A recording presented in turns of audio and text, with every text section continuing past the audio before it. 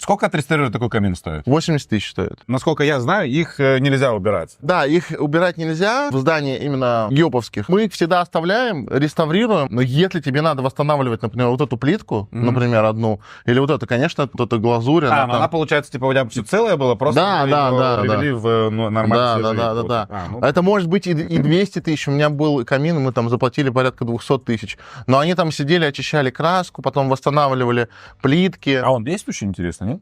Не, он не действующий. Бесплатно учу, как зарабатывать на флиппинге. Подписывайся.